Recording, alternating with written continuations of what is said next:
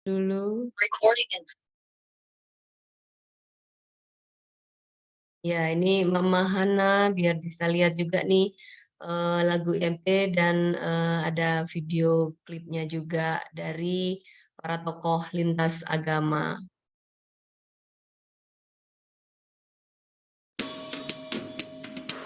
Bisa ikut bernyanyi Bapak Ibu, udah ada liriknya.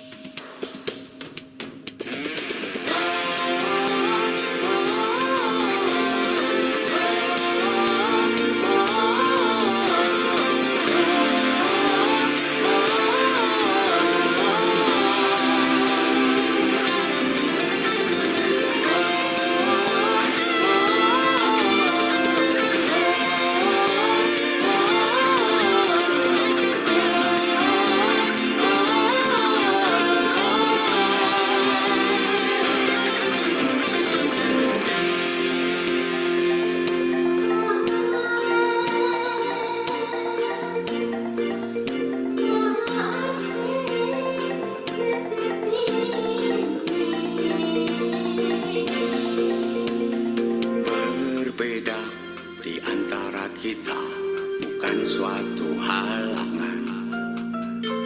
Bergandeng tangan, berjalan berdampingan. Kita semua saudara, saling menyayangi. Bertoleransi, saling mengerti, dan saling berbagi. Mari bersatu, Mari bersama, kita adalah Bhinneka Tunggal Ika. Tuhan telah ciptakan perbedaan yang semestinya kita rayakan. Perbedaan adalah anugerah. Wahai saudaraku, mari kita bergandengan tangan, bersatu kita teguhkan iman menuju Indonesia nan jaya. Indonesia merayakan perbedaan. Indonesia merayakan perbedaan.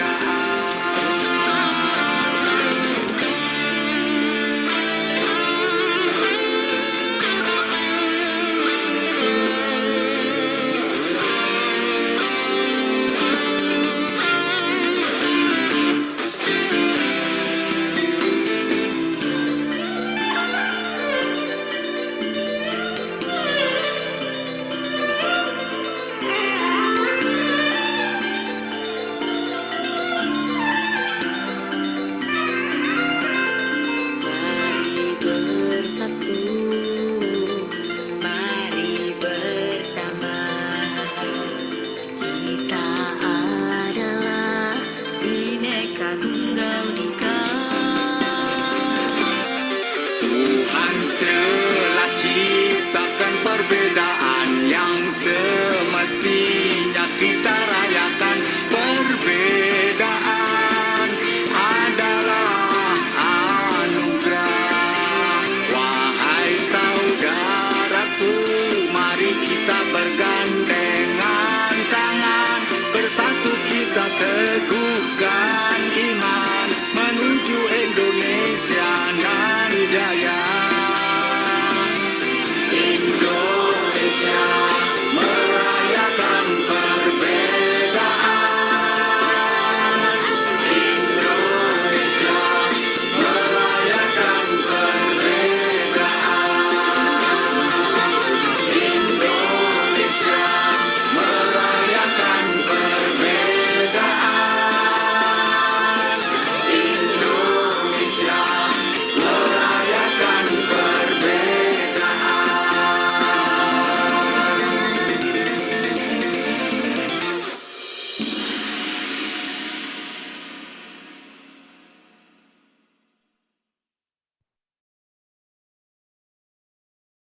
Ya, itulah tadi lagu Indonesia Merayakan Perbedaan, Salam Semua Saudara.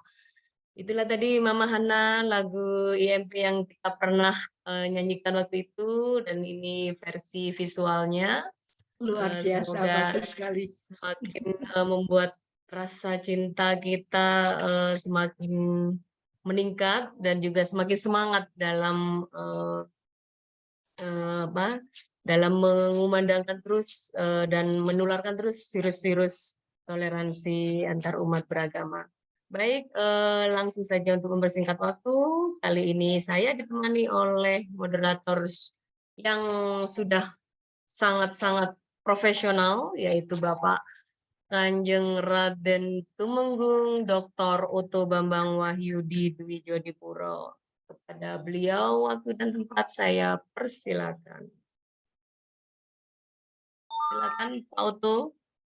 Terima kasih Pak Wulan Jamilah yang telah mengantarkan pertemuan kita ini. Bapak Ibu sekalian, saya sampaikan Assalamualaikum warahmatullahi wabarakatuh. Om Swastiastu, Shalom, Namo Buddhaya, Witek Dongkien, salam kebajikan, Rahayu, Rahayu. Bapak Ibu sekalian yang berbahagia, pertama-tama marilah kita memanjatkan puji syukur kehadirat Tuhan yang Maha Kuasa, Tuhan yang Maha Kasih, bahwa kita masih dikaruniai satu kesehatan yang tak ternilai harganya. Oleh karenanya, wajib kita dan menjaga kesehatan yang telah diberikan kepada kita sekalian. Terima kasih. Kemudian Bapak Ibu sekalian, pada malam hari ini kita akan membicarakan masalah merajut kebinekaan. Memang kebinekaan, merajut kebinekaan memang mudah diucapkan, tetapi sulit untuk bisa dilaksanakan di dalam satu kehidupan sehari-hari kita. Meskipun secara regulasi telah diatur, baik dalam pasal 28, pasal 29, bahwa setiap warga negara berhak melaksanakan ibadah menurut agama, dijamin kebebasan beribadah menurut agama dan kepercayaannya masing-masing. Tetapi realitas di lapangan, kita masih ingat terjadinya satu kasus pelarangan ibadah yang dilakukan di Lampung misalnya, di mana ada 5 orang dipelopori oleh ketua RT melompat pagar dan menghentikan kegiatan ibadah di dalam gereja. Kemudian juga terjadi juga di daerah Bogor, terjadi di daerah Jawa Barat, terjadi di daerah-daerah yang lain, di Sintang misalnya juga sama.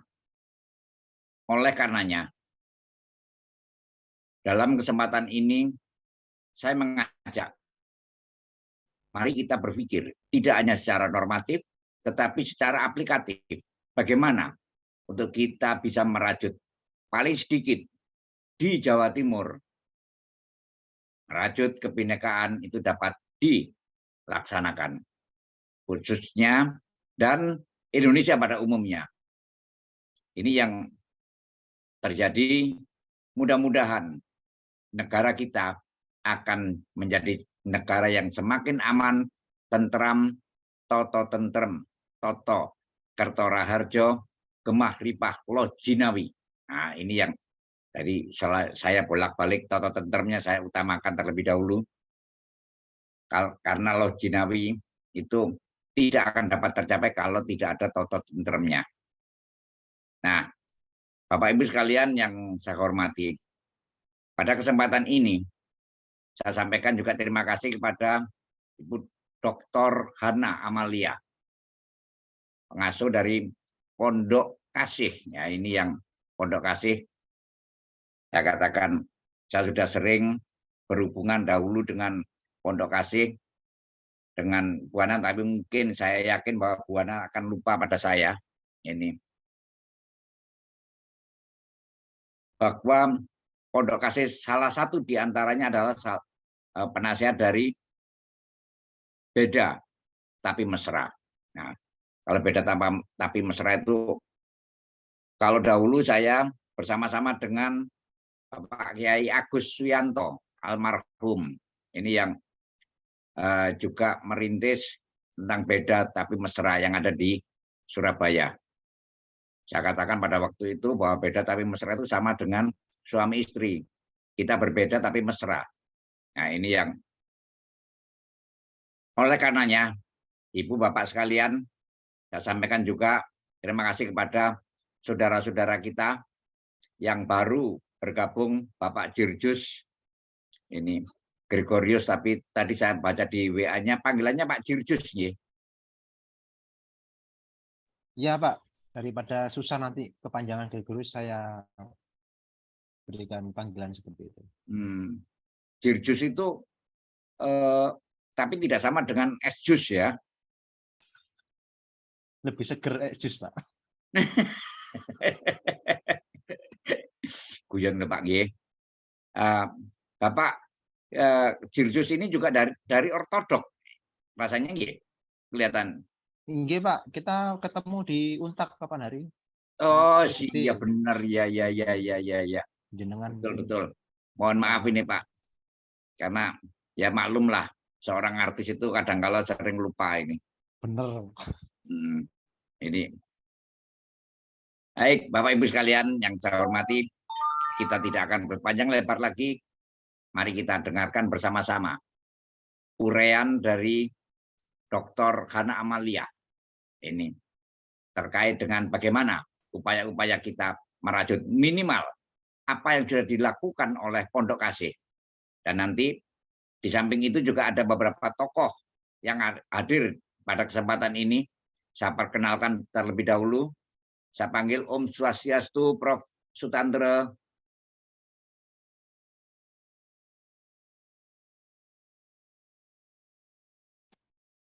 Om Swastiastu, Pak Oto. Kemudian Namo Buddhaya Bante Dhamma Subo. Namo Buddhaya, para sahabat sekalian. Ya, kemudian juga ada dari agama yang dari Konghucu belum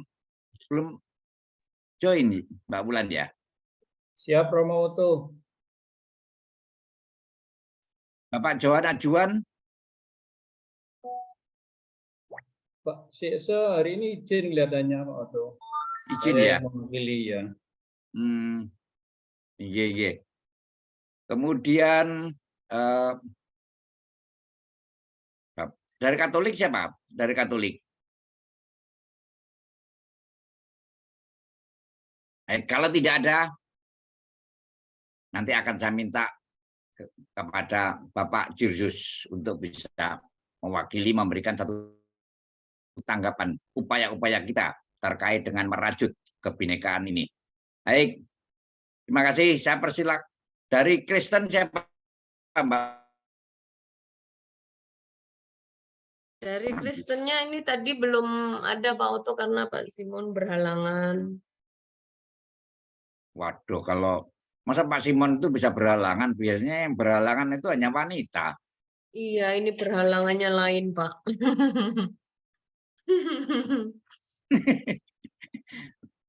Baik, kalau begitu saya persilakan kepada Ibu Hana Amalia. Alokasi waktu kurang lebih sekitar 25 menit, Ibu. Saya persilakan, Ibu.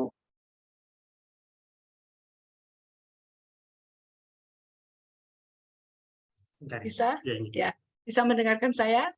Bisa, Bu. Ya. Assalamualaikum warahmatullahi wabarakatuh. Salam sejahtera bagi semua. Om Swastiastu, Namo Buddhaya, salam kebajikan, Rahayu Bagas Waras, salam Pancasila, salam kebangsaan merdeka. Merdeka. Saya Dan rasa salam semua Ibu saudara. dan semua saudara ya. Terima kasih sekali. Saya merasa begitu saya merasa begitu bersukacita karena malam hari ini saya diberi kesempatan untuk berkenalan di dalam satu forum yang baru, yaitu Forum Indonesia Merayakan Perbedaan. Saya bertemu dengan grup ini 2 kali, mungkin yang pertama juga di Keputih, yang kedua di Pond Cafe, mungkin Senin yang lalu, dan saya merasa begitu penuh dengan kebahagiaan karena ini adalah forum yang ada di dalam hati saya. Jadi pada waktu bulan meminta kemarin malam untuk saya bisa berbagi pada malam hari ini, sebenarnya hari ini saya pergi ke dokter, jadi saya pergi ke 3 dokter tadi. Sebenarnya kan sibuk terus, tetapi waktu saya tanya pada bulan apakah tidak ada pembicara yang lain, lalu bulan katakan masih belum ada. Saya katakan apapun yang saya bisa lakukan, sebab begitu banyak hal-hal yang luar biasa yang telah Tuhan berkatkan kepada kami di dalam merajut kebinekaan untuk bangsa kita NKRI yang saya sangat cintai, yang sudah saya lakukan dalam merajut kebinekaan ini kurang lebih 25 tahun sejak 1998 waktu terjadi konflik dan waktu terjadi keributan, waktu lengsernya Bapak Presiden Soeharto tahun 98 dan Indonesia waktu itu mengalami saat-saat ada krisis moneter, ada krisis konflik antar suku, konflik antar agama, dan waktu itu kita memasuki satu saat yang kelam. Tetapi waktu itu kami baru memulai untuk merajut kebinekaan bersama dengan saudara-saudara kami dari lintas agama ya. Jadi saya akan menceritakan sedikit bagaimana bisa hal itu terjadi, dan saat ini sudah hampir 25 tahun, tapi saya menikmati kebersamaan dan kerukunan, keharmonisan di antara kita sekalian yang berbeda agama dan berbagai suku. Dan kalau tadi Bapak sebutkan tentang Kiai Suyanto, itu Kiai Suyanto sudah lama juga bersama-sama dengan kami, bersama-sama dengan Bu Soleh, dan waktu kami memulai dengan Forum Beda Mesra, kami juga memulainya bersama-sama. Jadi ini sedikit yang saya akan berikan. Jadi saya merasa kita semua itu sangat bangga bahwa kita dilahirkan di Indonesia. Tadi dikatakan kita bangga kita orang Indonesia, sebab Indonesia diberkahi oleh Tuhan, tanah air kita, negara kita itu sangat kaya sekali, dan tidak ada negara di dunia ini yang memiliki, sebab saya sangat bangga dengan Indonesia kita, bukan? Tidak ada yang mempunyai negara seperti Indonesia, yang terdiri dari 17.000 pulau, 1.340 suku, 633 suku bangsa, 6 agama, sekarang ada 7 agama yang diakui, 652 bahasa daerah, belum lagi beberapa ras yang ada di bangsa kita. Tetapi bagaimana kita yang begitu bineka, dan kami bersyukur sebab Tuhan sudah menciptakan kita bersuku-suku bangsa yang begitu banyak dengan ribuan pulau-pulau yang ada di seluruh Nusantara ini. Tapi kami bersyukur bahwa founding father kita mengetahui bahwa bangsa sebesar ini dan sebineka seperti ini tidak mungkin bisa disatukan tanpa satu dasar yang luar biasa kuatnya. Dan saya percaya itu adalah yang diinspirasikan kepada founding father kita, yaitu Pancasila. Jadi saya bersama dengan suami saya sering berkelana ke banyak-banyak negara, dan saya melihat bahwa tidak ada satupun negara dimanapun yang memiliki dasar negara seperti dasar negara kita. Jadi kita lihat Amerika, dia punya 4 freedoms. Kita punya negara kapitalis, kita ada negara yang punya paham liberalis, ada yang punya paham komunis, ada yang punya paham berbagai-bagai nasionalis, liberalis, atau demokrasi, dan lain-lainnya. Tapi tidak ada satu negara pun di dunia ini yang mempunyai dasar negara, filosofi negara, yang seperti Pancasila, yang dimulai dengan ketuhanan yang Maha Esa. Ini luar biasa, sebab ini yang merupakan dasar dari negara kita, yang menjadikan bagaimana kita yang begitu berbeda bisa bersatu, yang harus terus kita pertahankan. Sebab dasar negara kita dimulai dengan ketuhanan Yang Maha Esa. Jadi ada berbagai agama di Indonesia yang semuanya percaya kepada Tuhan Sang Pencipta yang esa itu. Dan Dia telah menciptakan kita bersuku-suku bangsa, berbeda ras, bukan untuk saling membenci, bukan untuk saling bermusuhan, tetapi untuk saling bisa melengkapi dan merupakan satu keindahan yang luar biasa karena kita berbeda-beda. Dan kita punya begitu banyak kekayaan di dalam keperbedaan kita yang bisa disatukan di dalam satu NKRI, yaitu Indonesia yang kita cintai. Jadi ini adalah kebanggaan dari kita sekalian, yaitu dasar negara kita Pancasila. Sebab Pancasila mempunyai segala aspek yang kita butuhkan. Yang pertama, dengan ketuhanan yang Maha Esa itu aspek spiritual kita. Jadi kita mengetahui ada satu Allah, Sang Pencipta, yang esa, yang sudah menciptakan kita sekalian. Dan kita, kebinekaan kita seperti yang dikatakan dan dinyanyikan oleh Bulan itu adalah satu kekayaan kita yang luar biasa yang harus kita pertahankan. Ini aspek dari spiritualnya. Dan kalau kita semua agama apapun yang kita anut, tetapi kalau kita semua menghayati Pancasila ini dan kita menyembah kepada satu Tuhan yang Maha Esa, maka kita pasti akan bisa peduli kepada sesama kita. Sebab kita punya Allah yang menciptakan kita adalah Allah yang penuh kasih. Bukan Allah yang membuat kita membenci satu dengan yang lain. Tapi Dia adalah Allah yang penuh kasih dan kebenaran. Dan kalau kita bisa mencintai, menghayati Pancasila kita, mencintai Sang Pencipta, pasti kita bisa mencintai sesama kita yang berbeda, bukan? Terutama sesama kita yang masih sangat dalam kekurangan, maksudnya dalam kemiskinan atau mereka yang tersisihkan, yaitu sila kedua, kemanusiaan yang adil dan beradab. Jadi ada aspek sosialnya di sana. Dan kalau kita itu berdamai dengan Allah, berdamai dengan sesama, bisa saling mencintai, maka kita juga bisa bersatu di dalam wadah NKRI, yaitu negara kita. Satu persatuan Indonesia di dalam sila ketiga. Jadi ada wawasan nasionalismenya di sana, ada wawasan kebangsaannya, ada wawasan spiritualnya, ada sosialnya, ada kebangsaan. Dan jika ini kita bisa bersatu, maka tidak susah bagi kita untuk bisa berkolaborasi. Saya senang sekali dengan tema yang diberikan di sini, sebab ini juga adalah tema kami tahun ini, dan 2 tahun kebelakang kami terus bicara tentang kolaborasi. Sebab kami menyadari tidak mungkin kita bisa melakukan sesuatu sendiri. Kita saling membutuhkan. Jadi kalau mungkin pada waktu kita kecil, kita dependent, sangat tergantung. Tetapi waktu kita sudah dewasa, kita independent, mandiri. Tetapi lebih dewasa dari kedewasaan yang mandiri, yaitu interdependent, yaitu kita saling membutuhkan. Kita tidak bisa tanpa satu dengan yang lain.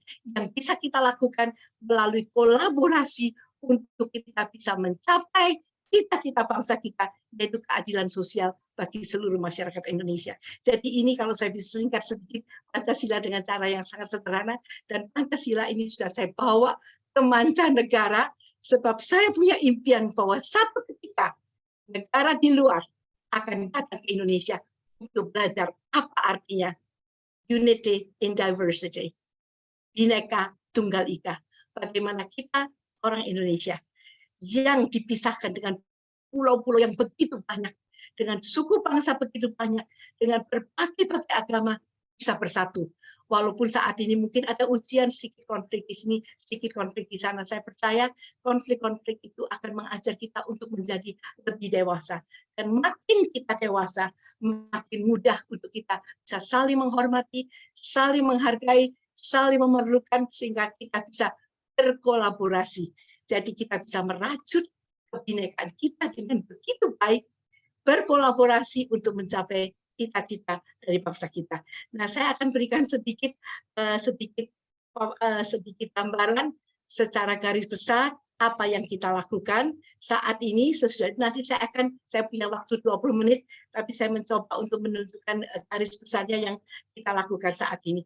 Jadi ini adalah program kita yang sudah kami lakukan secara konsisten, walaupun permulaannya waktu kami mendirikan Pondok Kasih tahun 91, waktu saya terpanggil untuk melayani orang-orang miskin dan orang-orang yang termarginalkan seperti pengemis, pemungut sampah, lalu tukang-tukang beca, atau orang-orang yang dari pelacuran, mereka yang mungkin amoral, dan mereka yang tidak punya rumah, yang tinggal di kuburan-kuburan, di tempat sampah, tinggal di rel kereta api. Saya terpanggil untuk melayani mereka 30 tahun, 35 tahun yang lalu.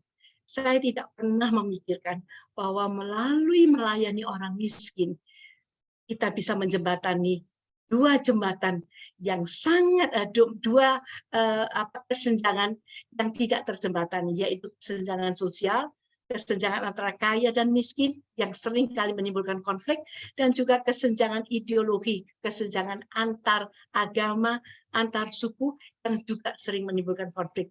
Ternyata dengan kita memerangi musuh kita yang satu ini, yaitu kemiskinan, kebodohan, dan lain-lainnya, kita bisa menjembatani dua kesenjangan yang menimbulkan banyak masalah. Dan saya boleh menikmati selama 30 tahun, saya melayani bersama-sama dengan tokoh-tokoh lintas agama, kita bisa merajut kebinekaan. Dan untuk saat ini kita akan mau bersama-sama untuk mewujudkan satu agen-agen pembaharuan atau perubahan atau transformasi di bangsa kita.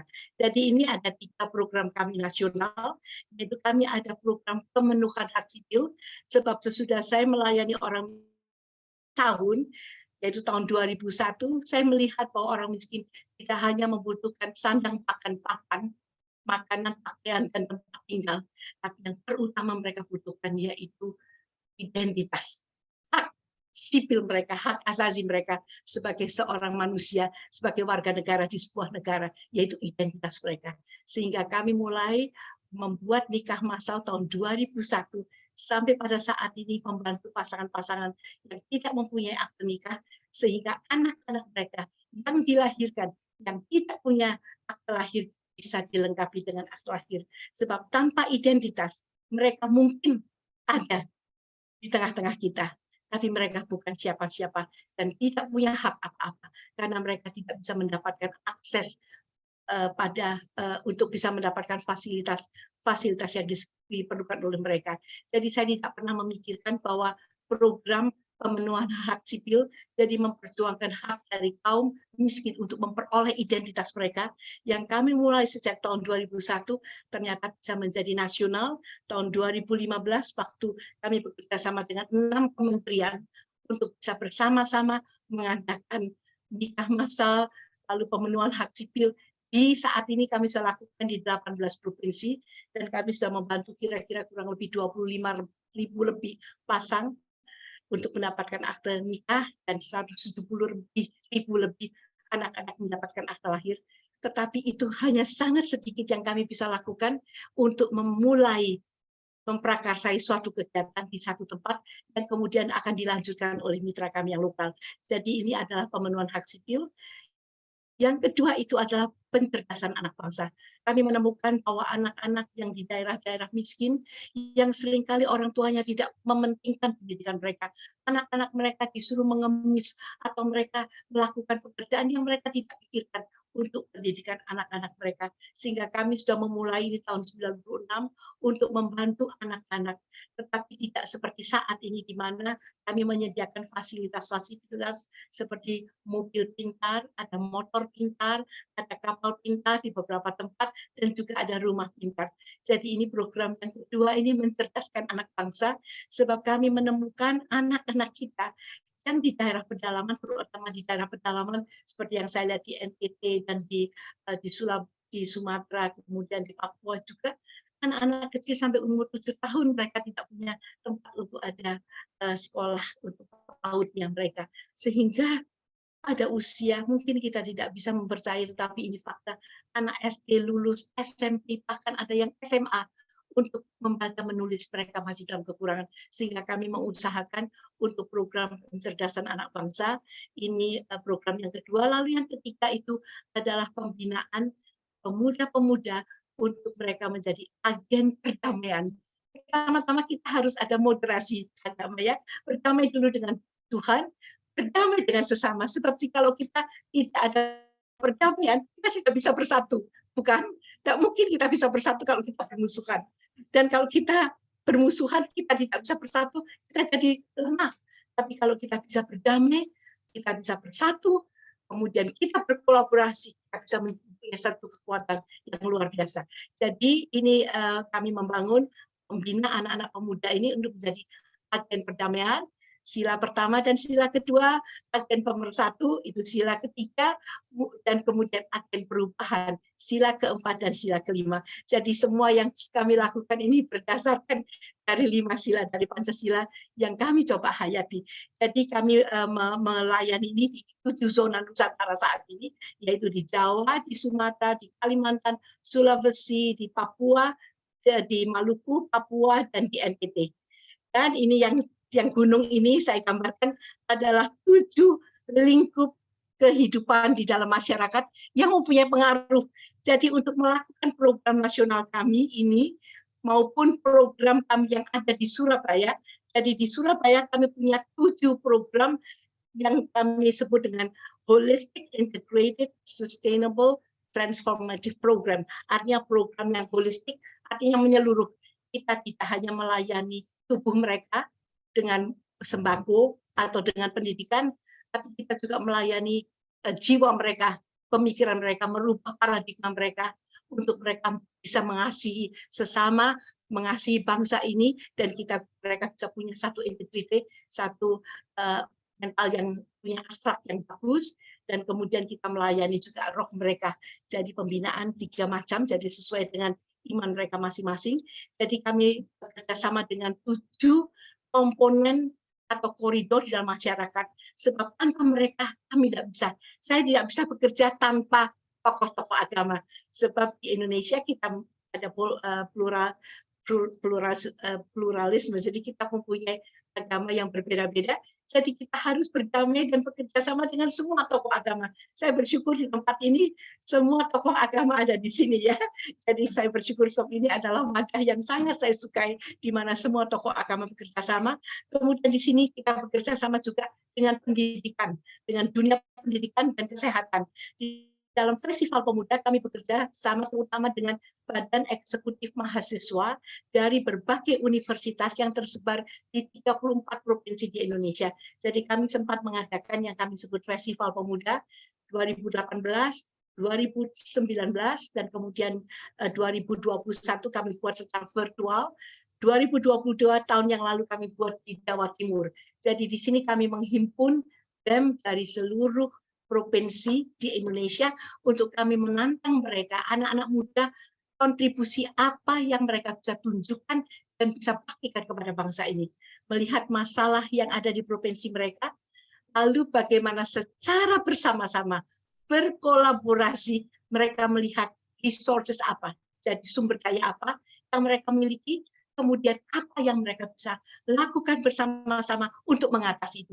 Jadi membuat anak-anak muda ini mempunyai pemikiran yang kritis dan bertanggung jawab terhadap wilayah mereka masing-masing. Jadi mereka mesti membuat proyek proposal dan esai. Dan kami berhasil mengumpulkan dari 175 universitas dari berbagai universitas, baik itu yang Universitas Hindu, Universitas Islam, Universitas Kristen Katolik, sama proyek sama. Dan ini sudah berjalan selama beberapa tahun. Kemudian kami bekerja sama dengan pemerintah, sebab pemerintah itu adalah naungan kami. Tidak mungkin kami bekerja tanpa dukungan dari pemerintah. Kami butuhkan pemerintah lokal sampai pun pemerintah pusat. Kami bekerja sama dengan jadi Kemensos, Kemenko, bekerja sama dengan Kemendikbud, Kemendispora, dan kemudian beberapa kementerian yang lain. Dan kemudian kita bekerja sama dengan pengusaha yang memberikan kepada kami fasilitas-fasilitas atau dukungan-dukungan dana. Kami juga bekerja sama dengan media sosial dan dunia entertainment. Dengan mengajak semua komponen ini untuk bersama-sama melayani orang miskin dan yang tersisihkan, di sini terjalin satu kerukunan, kesatuan, dan kita bisa melakukan kolaborasi.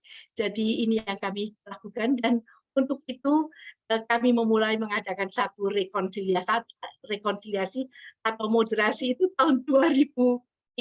Jadi ini cukup 20 tahun yang lalu waktu terjadi perang Irak, di mana waktu itu terjadi satu ketegangan ya, ketegangan waktu terjadi perang Irak. Waktu itu saya sudah rencana mengadakan acara ini untuk saya mendatangkan donatur kami dari Amerika dan beberapa negara untuk bersatu di dalam lintas agama. Tapi waktu itu karena perang Irak itu terjadi travel ban ya, jadi mereka tidak bisa masuk. Tapi kami tetap mengadakan itu, dan ini untuk pertama kalinya kami mengadakan doa perdamaian lintas agama dengan seluruh tokoh-tokoh agama, dan ini akhirnya ini bisa membawa kita untuk bisa mengadakan rekonsiliasi di berbagai-bagai kota-kota di Jawa Timur. Bukan saja di Jawa Timur, ini mungkin di Jombang kami mengadakan ini, di Jombang kami mengadakan ini, di Pandaan, di Bangil, dan kami mengadakan ini di di Tunjungan Plaza Surabaya. Kami mengadakan safari rekonsiliasi dari kota ke kota sampai akhirnya kami mengadakan deklarasi bersama di ini, di mana, di Tugu Pahlawan ya. Saya tunjukkan sedikit, ini kami mengadakan deklarasi bersama dalam peringatan Hari Pahlawan. Kami mengadakan juga doa untuk bangsa dalam rangka peringatan Hari Pahlawan di Surabaya waktu Hari Kebangkitan Hari Pahlawan. Jadi semua acara nasional, semua acara keagamaan, bahkan acara saya pribadi, hari ulang tahun saya, hari ulang tahun suami saya, hari ulang tahun pernikahan kami pakai semua untuk lintas agama. Sebab memang di dalam hati saya sangat merindukan kedamaian di bangsa kita. Doa kami adalah damailah negeriku, bersatulah bangsaku, dan sejahteralah masyarakatku. Jadi ini mungkin sedikit yang saya berikan, sebab kalau kita mau lihat terlalu banyak. Nah, ini adalah kiai pertama yang bekerjasama dengan saya, ini Kiai Nuhan Afandi, bersama dengan Kiai Nuhan dan Gus Soleh ini mulai tahun 1998. Melalui satu orang kiai ini, dia membuka wawasan saya sampai dia membawa saya ke pondok-pondok pesantren, sehingga kami bisa bekerja sama dengan sangat rukun dengan agama-agama, bukan saja dari Islam, tapi juga dari penghayat kepercayaan, dari Buddha, dari Konghucu, dari Hindu, dan dari lain-lainnya. Jadi ini adalah sekilas yang saya bisa sampaikan. Mungkin nanti kalau ada pertanyaan, nanti kita mengadakan sampai nanti saya akan beritahukan ini dengan di Majapahit ini, Majapahit dengan penghayat kepercayaan. Jadi mungkin saya sudah melampaui waktunya, saya sampai di sini saya hentikan. Mungkin kalau ada pertanyaan lagi, dan mungkin di waktu yang akan datang kita akan bisa lanjutkan, sebab saya melihat jika kita mau benar-benar merealisasikan kerukunan dan dalam kebinekaan itu, harus ada program-program atau proyek-proyek yang kita kerjakan bersama. Itu yang memungkinkan kita untuk duduk bersama, untuk bisa berbincang-bincang bersama, bagaimana menyelesaikan persoalan, dan itu yang kita yang menjadikan kita satu. Jadi bukan hanya di dalam bentuk hanya seminar atau dialog, tapi kita juga punya kerjasama yang nyata. Mungkin seperti ini, Wulan, saya tidak melihat jamnya tadi, sudah berapa lama tadi saya berbicara. Terima kasih, mungkin bisa saya kembalikan kepada siapa yang moderatornya ya. Jadi kalau nanti misalnya ada pertanyaan yang mau ditanyakan, Bapak Oto, Ibu. berapa yang saya bisa jawab ya. Bapak Oto ya. Jadi ya. apa, saya sudah melampaui waktunya ya, Wulan, tadi kan 20 menit, saya tadi tidak melihat waktu, kan tidak dikasih tanda tadi kapan saya harus berhenti. Jadi ini garis besarnya, Wulan, apa yang kami sudah lakukan selama 30 tahun ini. Gitu. Terima kasih.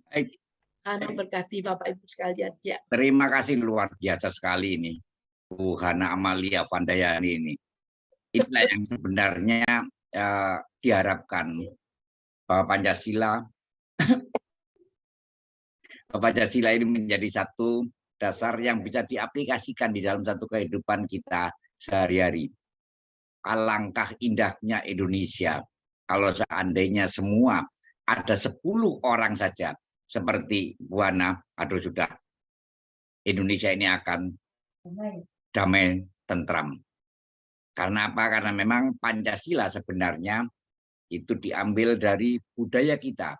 Dalam satu kitab Negara Kertagama, ini Saya bacakan saja pada pupuh 43 2 yang berbunyi. Ini pupuhnya itu. Yatna Gedwani Pancasila Kertosangkara Bhinneka Krama. Yang artinya bahwa memang Pancasila itu pada waktu itu hanya didasarkan kepada satu aturan-aturan di dalam satu keagamaan. Kemudian di dalam Bhinneka Tunggal Ika yang merupakan satu sinkretisme sebenarnya dari agama Hindu, Buddha, dan Islam. Karena pada waktu itu masih jadi ada di dalam kitab Sutasoma, pada pupuh 139 berbunyi mangkang jitnawa kalawan siwatawa tunggal Bhinneka Tunggal Ika tanhana dharma mangrua. Jadi mempersatukan pada waktu itu Gayatri mempersatukan ketiga agama. Tetapi oleh Bung Karno diperluas tidak hanya di bidang agama, tapi di bidang segala hal.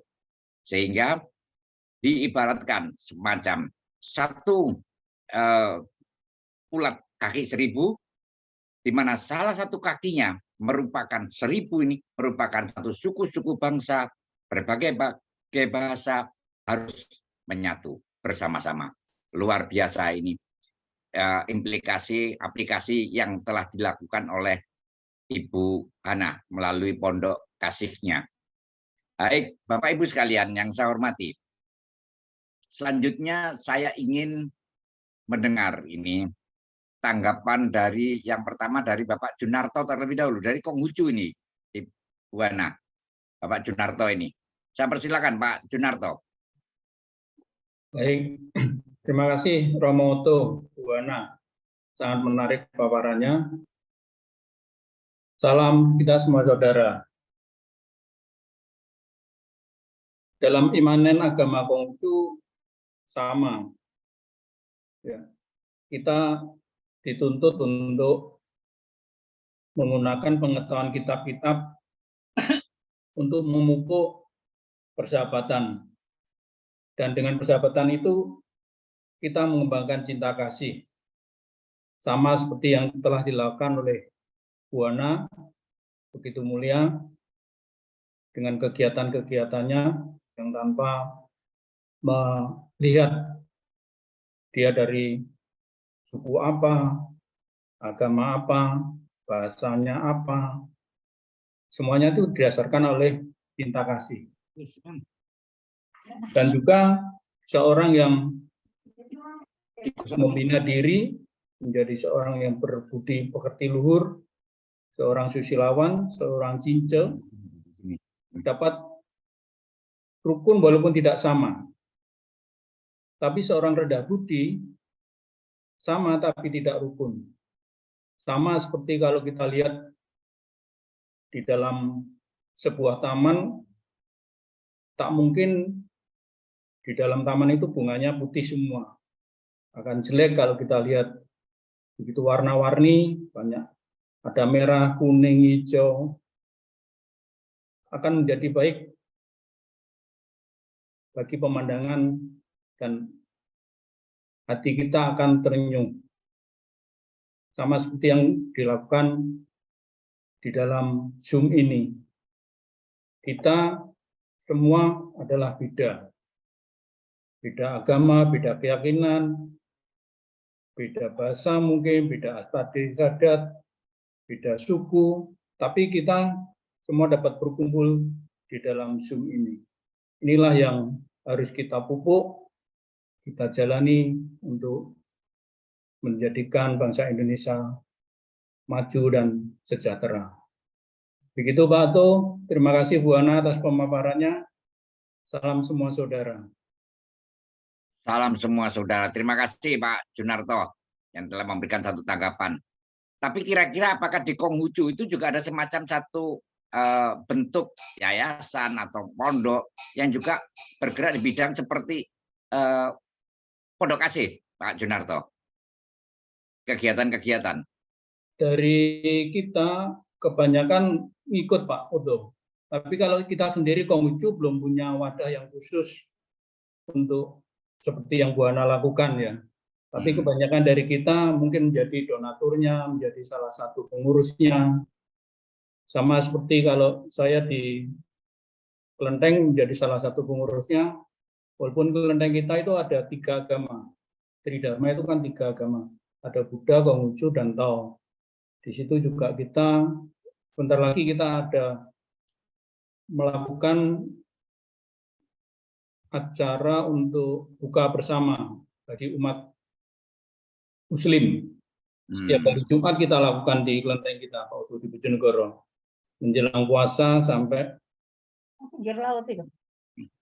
mendekati hari raya. 4 kali, 5 kali kita lakukan setiap Jumatnya. Itulah bentuk-bentuk yang kita lakukan untuk berbagi dan menaruh empati pada warga yang kurang atau di bawah kita. Baik, terima kasih Pak Junarto. Mengapa hal ini saya tanyakan? Karena ternyata Jawa Timur ini menduduki peringkat pertama. Ini peringkat pertama angka kemiskinan yang tertinggi di Indonesia. Kemudian nomor 2 Jawa Barat. Ini. Jadi Jawa Timur itu angka kemiskinan juga tertinggi, oleh karenanya dengan satu implementasi dari Pancasila hendaknya juga mendorong, menggugah hati para tokoh-tokoh agama juga bisa mengaplikasikan bagaimana kita bisa mengangkat saudara-saudara kita yang masih berada di bawah garis kemiskinan. Ini saya pikir ini merupakan satu tantangan bagi kita semua ini. Baik, terima kasih Pak Junarto. Berikutnya saya akan beralih kepada Prof. Sutandre. Ini. Dari agama Hindu, saya sapa terlebih dahulu Prof. Sutandre. Om Swastiastu, Prof. Om Swastiastu, kedengaran Pak Foto? Oh, kedengaran Prof. Nah, bagaimana dengan aplikasi atau implementasi Pancasila di dalam merajut kebinekaan dari perspektif agama Hindu, Prof? Ya, terima kasih Pak Foto. Salam semua saudara, salam Pancasila, merdeka. Merdeka. Pertama-tama mungkin patut saya menyampaikan ini. Terima kasih kepada Bu Hana yang telah memberikan arahan yang sangat menyejukkan itu. Ini memberikan itu rasanya saya menjadi lebih bangga gitu ya, menjadi bangsa Indonesia. Karena begitu yang dilandasi oleh Pancasila, apa yang telah disampaikan Bu Hana tadi itu mengandung nilai-nilai sangat luhur. Nilai luhur dari 4 konsensus kebangsaan kita. Nilai-nilai luhur Pancasila, Undang-Undang Dasar 45, Bhinneka Tunggal Ika, dan NKRI tadi. Hindu, Pak Arto, dan Juwana, kita punya 4 prinsip dasar yang terkait dengan ini. Yang pertama, Ekam Satwiprah Bahuda Wadanti.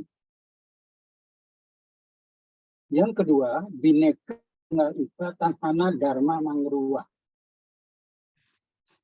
Yang ketiga, Om Anubadrah Pratawo Yantu Wiswatah. Yang keempat, Trihita Karana. Itu mengandung makna, ini makna yang tadi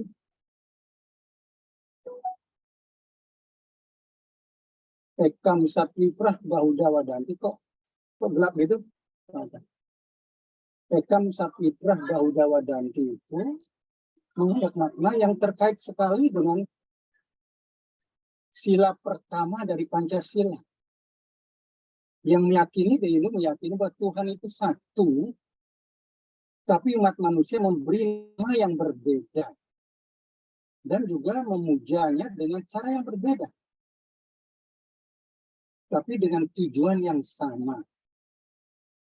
Jadi Bhinneka Tunggal Ika, kita berbeda memberi nama Tuhan itu, berbeda cara memujanya, tapi tujuan kita tetap satu, mencari kebenaran, dan kebenaran ini tidak ada dua. kebenaran itu satu. Dan kemudian juga kita harus pahami, kita melihat kebenaran dengan cara yang berbeda-beda, dari arah yang berbeda, tapi yakinilah bahwa kebenaran yang kita dapatkan kebenaran yang parsial. Tapi kalau kita arif dan bijaksana, kebenaran parsial itulah kita gabungkan menjadi kebenaran yang mutlak atau kebenaran yang universal. Suatu benda kita lihat harus dari segala arah. Kalau kita lihat dari satu arah saja, tidak akan ketemu kebenaran yang parsial. Kita betul-betul yakini itu, ini yakini itu.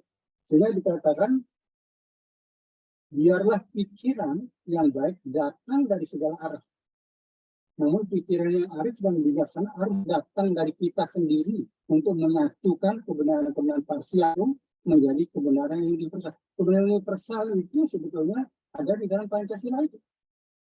Ketuhanan yang Maha Esa, ya, ketuhanan yang Maha Esa. Jadi sila yang pertama kita satu Tuhan, namanya berbeda, cara memujanya yang berbeda, tapi tujuan kita adalah satu. Dalam cerita Karana mungkin sudah sangat terkenal cerita Karana itu, kita memang harus hidup rukun dan damai dan harmonis dengan alam dan isinya semua. Dan juga yang kedua, kita harus rukun dengan sesama umat manusia. Bukan hanya umat ini, sesama umat manusia. Yang ketiga, yang terakhir, kita harus damai dan harmonis dengan Sang Pencipta kita. Sehingga di Hindu memang sudah menyatakan kalau di Hindu diajak toleransi beragama, sebetulnya konsep toleransi sudah dengan sendirinya berada di Hindu.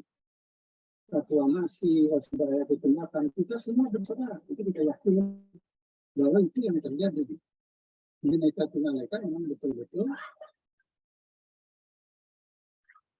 Tanghana Dharma Nomor. Jadi kita melihat dengan cara yang berbeda, kita mempunyai berbeda agama, berbeda nama Tuhan tapi Tuhan itu satu, berbeda cara memuja, dan berbeda budaya, berbeda kearifan lokal, berbeda adat istiadat, tapi kita harus yakini bahwa kita ada satu bangsa dan satu negara yang dilandasi oleh Pancasila itu. Itu yang sangat penting. Landasan itu sangat penting. Dan ini juga sangat penting kalau sering kita seminar berbicara, berdiskusi.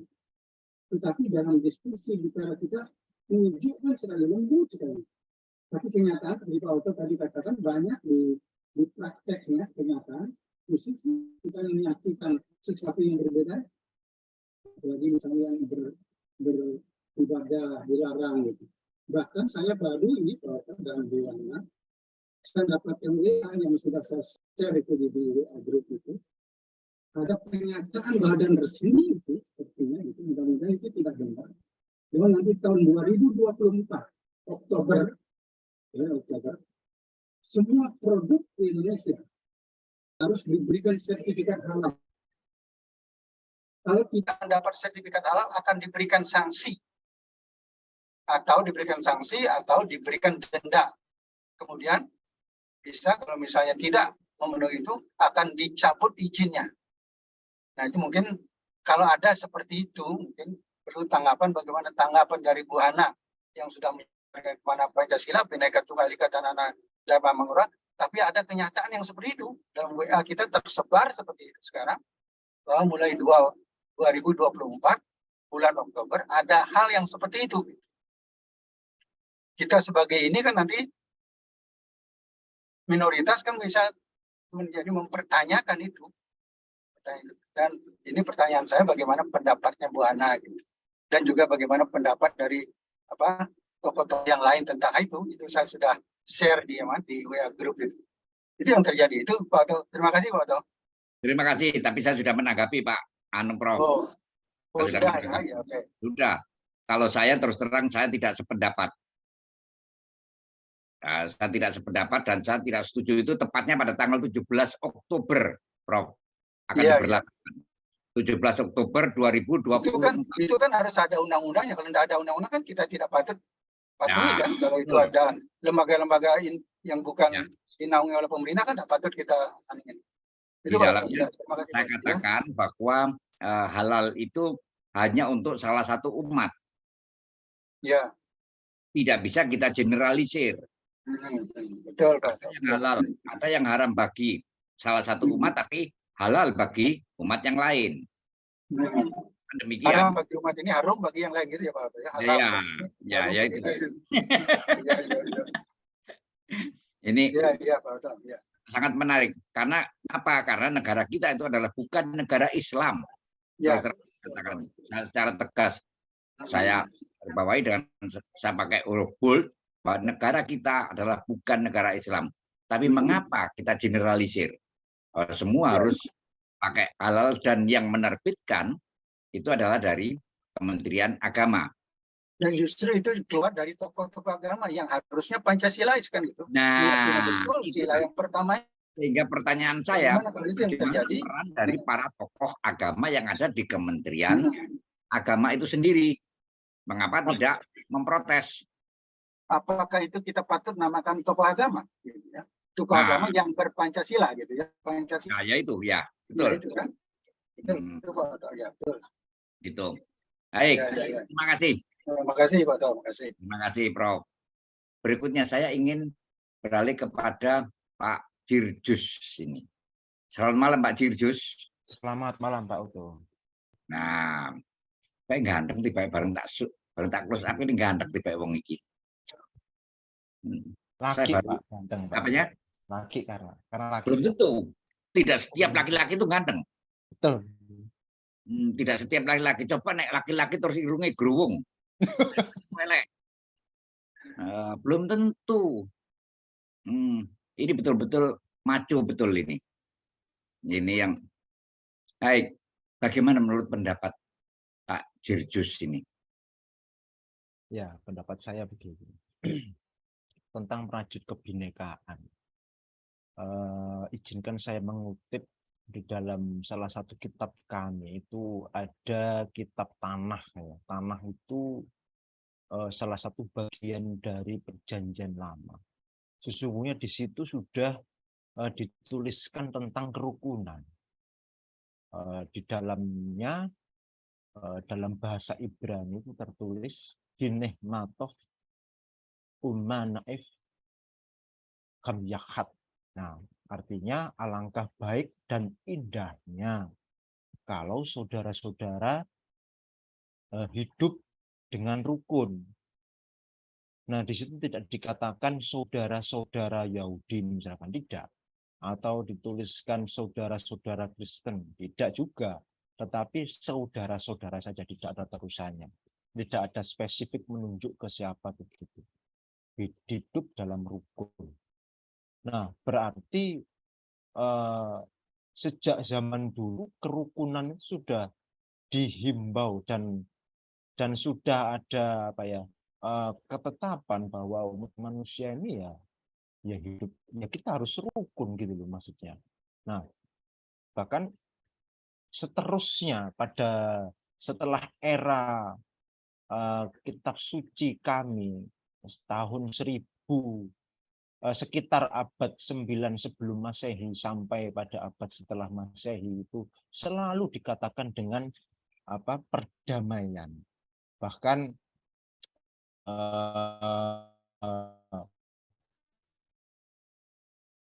dalam kitab kami juga tertulis berbahagialah orang itu Jonil salami li'anahum, artinya berbahagialah orang yang membawa damai.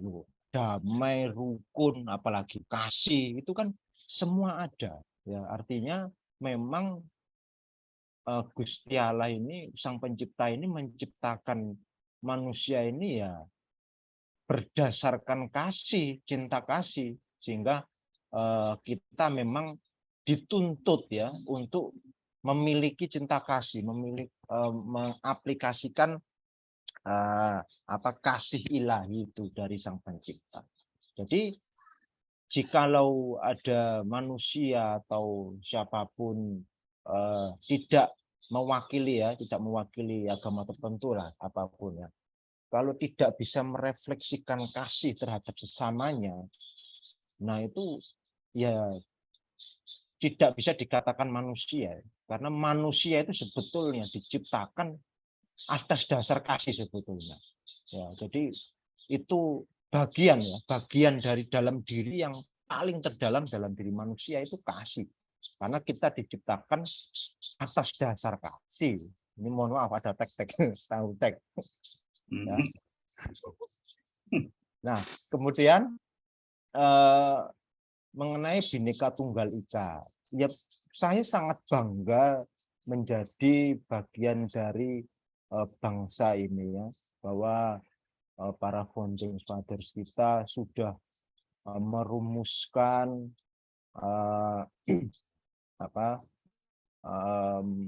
tentang bagaimana masyarakat ini bisa memahami ya, di beberapa tahun, beberapa abad-abad yang lalu. Bahkan tadi sudah dibacakan oleh siapa, Pak Oto ya, kalau tidak salah tadi, tentang Bhinneka Tunggal Ika Tanhana Dharma Mangruwa yang didasarkan dari tulisan Kakawin Sutasoma buku 139,6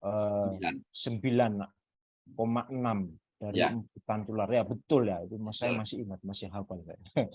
Ya, itu bagus sekali bahwa founding fathers kita ini merujuk kepada Bhinneka Tunggal Ika yang kemudian menjadi ideologi Pancasila yang masuk dalam dasar negara bangsa kita ini ya. Nah, di sana dulu Bhinneka Tunggal Ika kan kita sudah, mungkin Bapak Ibu di sini sudah mengetahui tentang latar belakang bagaimana Bhinneka Tunggal Ika, bahwa di sana ada Hindu dan Buddha, tetapi keduanya tidak saling, apa bahasa Jawanya, eker-ekeran gitu loh. Wah, saya yang memayungi, saya yang paling tinggi, tidak. Justru di sana yang saya sangat senang, saya sangat tertegun dengan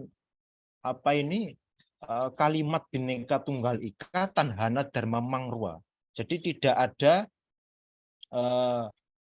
ada kebenaran yang mendua. Kebenaran yang mendua ya. Mendua. Berbeda-beda tetapi satu, dan tidak ada kebenaran yang mendua. Nah, ini sangat hebat sekali ya. Sehingga Hindu dan Buddha membentuk payung pada saat itu ya.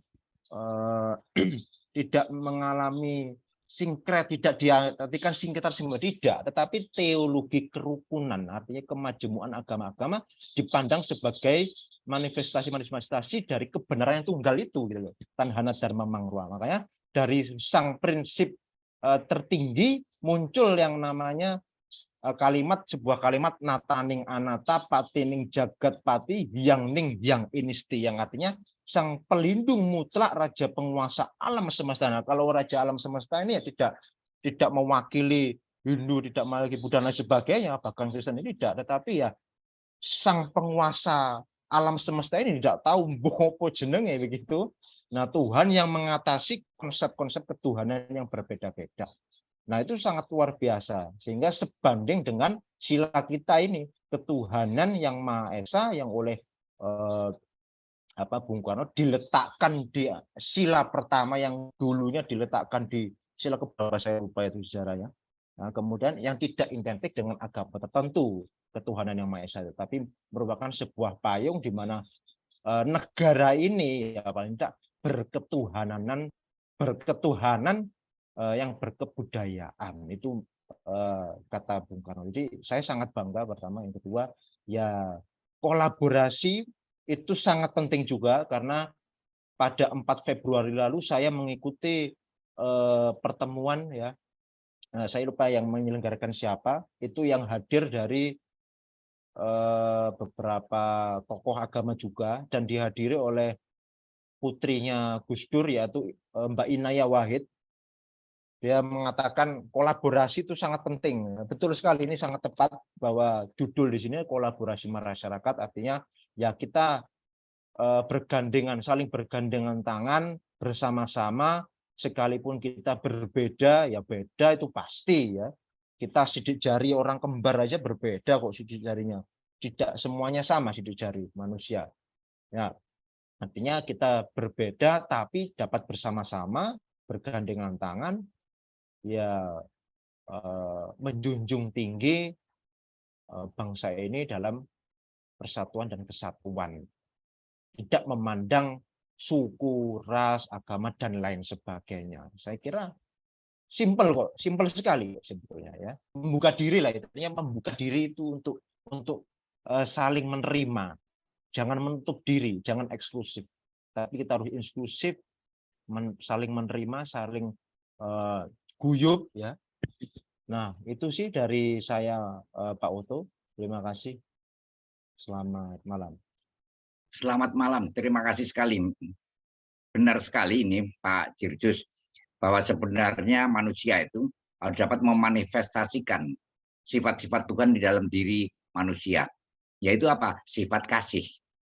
Karena manusia itu dibuat dari, salah satu diantaranya adalah dari percikan sinar-sinar atau cahaya Tuhan. Di mana Tuhan mempunyai satu sifat, cinta kasih, Maha Pemurah, dan itu sebenarnya harus dimanifestasikan oleh manusia.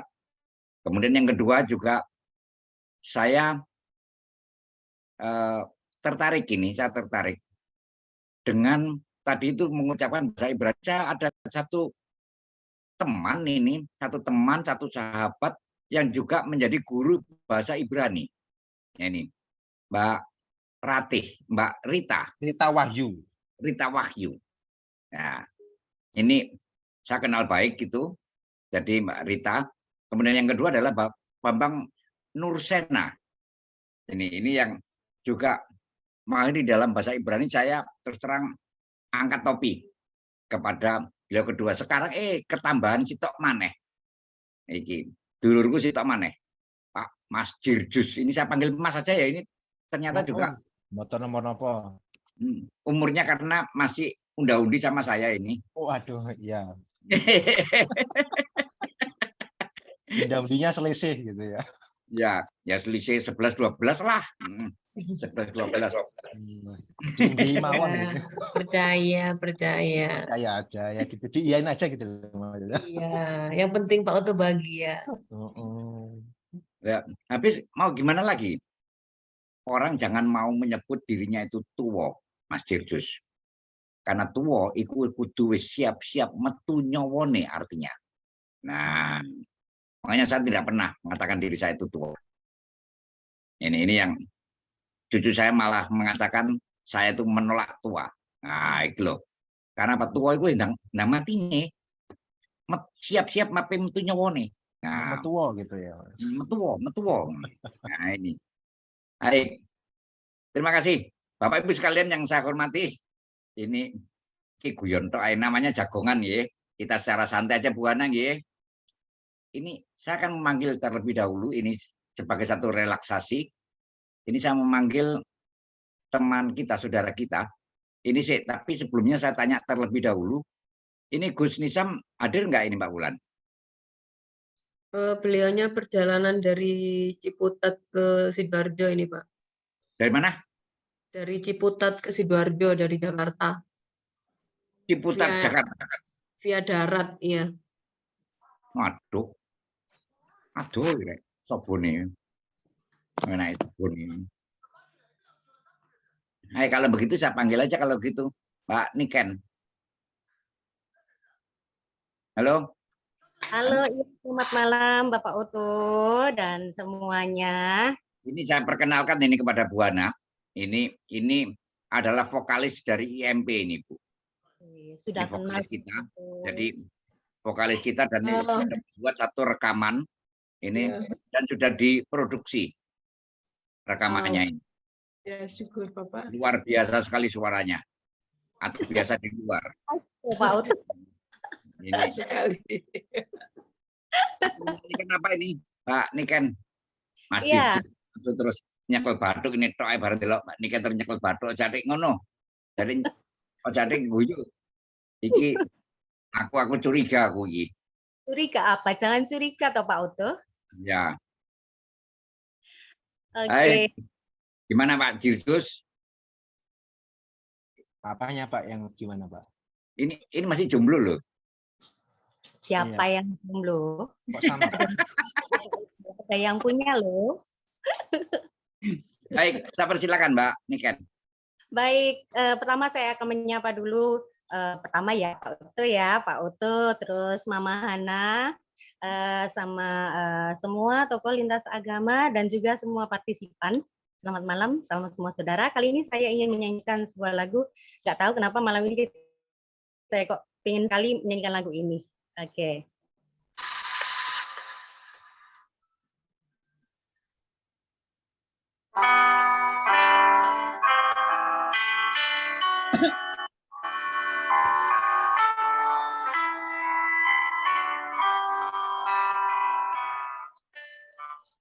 Tanah airku Indonesia,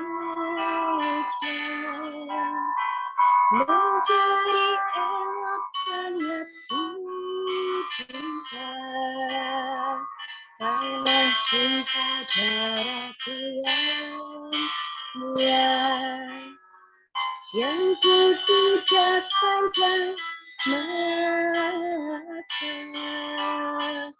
Tanah airku aman dan makmur, pulau kota yang amat subur, pulau melati pujaan hati sejak dulu.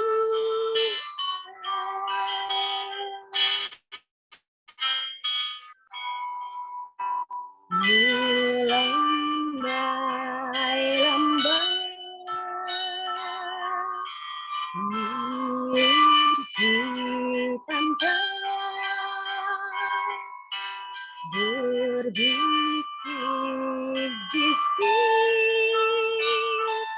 Raja Jana memuja Tuhan nan indah bermain. Tanah airku Indonesia.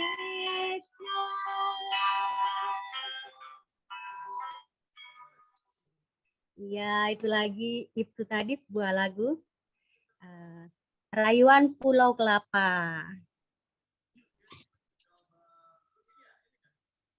Ya, betul.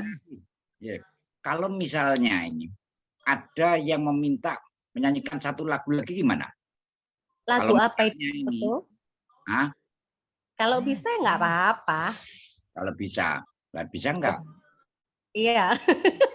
Nanti. Burine anak sing nginceng. Lo Melayu, lo ayo, lo Melayu, kaos lah.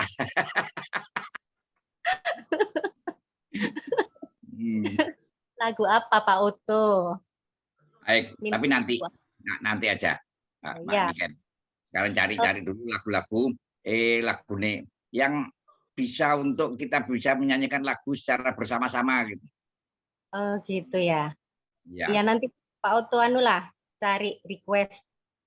Misalnya lagu Gebiar-Gebiar. Nah, oh, Gebiar-Gebiar gitu ya. Ini baik, makasih. Oke, terima kasih semuanya. Salam semua saudara. Kak ketok rupanya ini kenapa nih? Ini gak ketok suara nih. Gak ketok, suaranya oke. Ini memang banyak pujian nih dari Prof.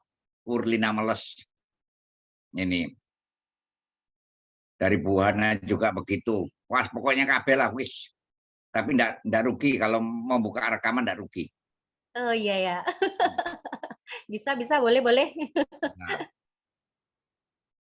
rekaman itu ada di kerjanya Pak Jirjus, itu ada alat rekamnya itu. Kon bingung nggak ya saiki tak garap saya Pak Jirjus, tak garap saiki. Aku malam ini ndak tahu tiba-tiba kenapa saya kok kepingin garap Pak Jirjus itu. Murid baru. Ya murid baru. Makanya saya perlu digarap ini dulu. Baik, berikutnya ini saya akan memanggil dari saudara kita dari agama Buddha ini. Ada dua Bante yang hadir di sini. Saya persilakan apakah Bante Damasubo atau Bante Teja. Saya persilakan salah satu di antaranya. Saya persilakan. Biar rundingan sendiri. Halo Bante. Iya, Sugeng Dalu, Romo, nama sekarang Bante Damasubo. Siapa ini? Bante Teja Bante atau Damasubo ingkang badhe dawuh. Samenika wonten mergi Romo utuh. Oh, Matur nuwun saya ikuti kemawon. Saya panggil peningkatan, saya panggil. Selamat malam. Namo Buddhaya Bante Damasubo. Selamat malam. Nah, Namo Buddhaya. Nah, Namo Buddhaya. Ini Bante yang ganteng juga ini. Ganteng igone pateng petenteng. Baik, sehat Bante ya. Terima kasih doanya para bapak, para ibu, para sahabat semuanya. Sampai saat ini saya sehat. Salam sehat, imun, iman, amin, aman. Sudah makan malam, dar malam ini? Enggak, pasti jawabannya enggak. Anu kamu. Pak Oto ini memang. Iya. Namanya sahabat kan ya begini nih. Ya itulah keindahannya satu persahabatan. Sahabat kalau mengatakan ojo gawe gelaning liyan. Nah, kan begitu Bante. Ye, katakan sahabat sejati itu kalau diikat dengan tali rasa, tali jiwa, dan tali hidup. Nah, tali rasa kalau menurut di penghayat kepercayaan di dalam tubuh manusia itu ada tali rasa atau yang disebut dengan tali rosok, itu jumlahnya ada 20 Bante. Nah, iya. Ada 20 di mana sesuai dengan huruf Honocoroko. Ini. Jadi sesuai dengan abjad Jawa 20 kok ternyata sama tali rosok itu ada 20. Nah, sekarang Bante, bagaimana menurut Bante ini terkait dengan permasalahan merajut kebinekaan. Tadi sudah diuraikan oleh Bu Hana terkait dengan kegiatan-kegiatan yang dilakukan oleh Pondok Kasih. Kira-kira di Buddhis juga ada yang demikian, Bante. Bagaimana? Ya. Buddhis itu Sang Buddha kan pada intinya berbicara data dan fakta. Bukan hanya cerita yang tanpa rasa, bukan hanya janji-janji yang tanpa bukti. Diakui atau tidak, diterima atau ditolak, Buddha adalah berbicara data dan fakta. Pernyataan pertama tentang bagaimana kita terhadap sesama, apa yang Sang Buddha nyatakan adalah Sabi sata bawantu sukitata. Semoga semua makhluk berbahagia. Ya makhluk hidup, ya makhluk mati. Dan pernyataan itu tidak hanya sebatas kata-kata, tapi juga dibuktikan. Buktinya apa? Sejarah mencatat, data berkata, bahwa sejak 26 abad lampau Buddha mendeklarasikan pernyataannya itu hingga saat ini tidak ditemukan catatan bahwa pembunuhan atas nama Buddha. Tidak ada altar yang ditetesi darah makhluk hidup atas nama Buddha. Dan ini adalah pernyataan data dan fakta sejarah. Jadi kalau tadi di Jawa pada zamannya berbicara Bhinneka Tunggal Ika, itu kan pengulangan-pengulangan untuk penyegaran-penyegaran apa yang sudah dinyatakan, yang sudah dibuktikan, yang sudah dilakukan sejak 26 abad yang lampau oleh Buddha Gautama. Nah, sekarang kita sepakat saja, wong itu memang sudah ada, Kak. Cuma kan kadang-kadang dilupakan, lalu tidak dikenal, lalu dirimbuni dengan narasi-narasi yang kadang-kadang narasi hanya sebatas cerita yang tanpa rasa. Boleh ngomong sampai berbusa-busa, tapi data dan faktanya apa? Saya kira itu loh Pak Oto yang penting. Dan itu bagaimana cara menghidupkan kembali, memang bisa ditempuh dengan beberapa cara. Salah satunya memang pengingat-pengingat. Dahulu di mana-mana kita yang namanya Sabisata Bhavantu Sukitata. Kemudian dilupakan dalam waktu yang sangat lama. Lalu kerinduan itu para tetua kita mencari kata ganti agar tidak menjadi sentimen budaya. Karena kalau nanti mengucapkan Sabisata Bhavantu Sukitata itu kata-kata Buddha.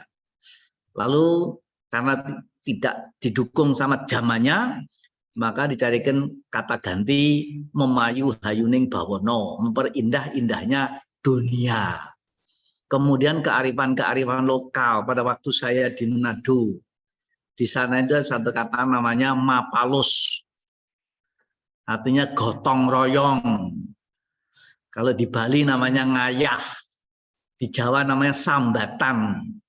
Itu semua gotong royong. Kemudian pernyataan yang lebih dari itu dalam bahasa Minahasa juga ada. Namanya sitou timou tou. Hidupku untuk menghidupimu. Lah di Jawa ternyata juga ada yang namanya tego larane ora tego patine.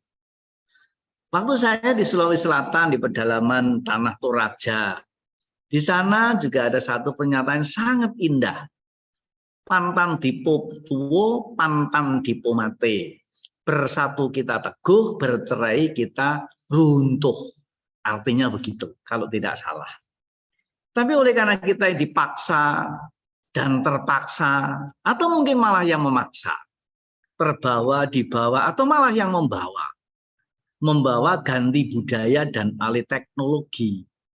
Sehingga budaya-budaya kearifan lokal yang sudah terbukti dan teruji keampuhannya tadi, serta-merta diganti dengan budaya baru yang belum lama ada di bumi ini. Bumi ini sini gitu maksud saya.